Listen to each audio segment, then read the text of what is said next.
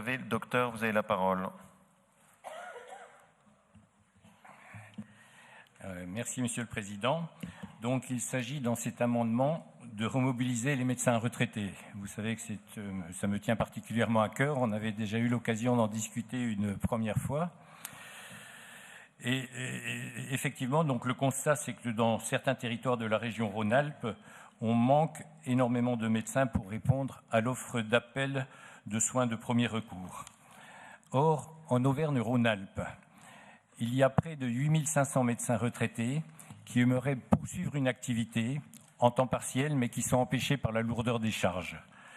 La mise en place d'un partenariat avec les agences régionales de santé, identique à celui des étudiants en médecine, à savoir un contrat d'engagement de service public, permettrait dès demain de mobiliser un grand nombre de médecins retraités sur notre territoire qui, par définition, sont compétents, disponibles et mobiles. Je vous propose l'amendement suivant.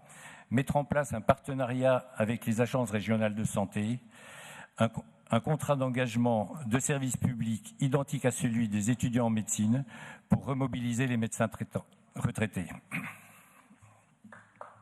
Merci. Martine.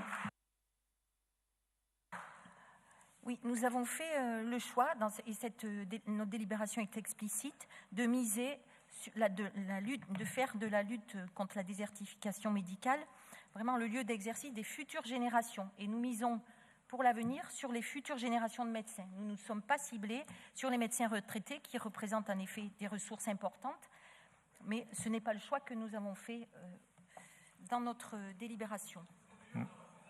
Merci.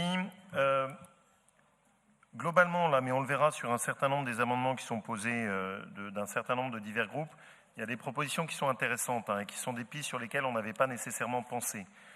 La seule chose, c'est qu'on a besoin de les expertiser. C'est-à-dire là, par exemple, on a des obstacles législatifs y compris parce que pour l'exercice d'un médecin retraité, ça suppose de régler le problème des cotisations auxquelles il est astreint s'il vient refaire un exercice de la médecine plus sa responsabilité.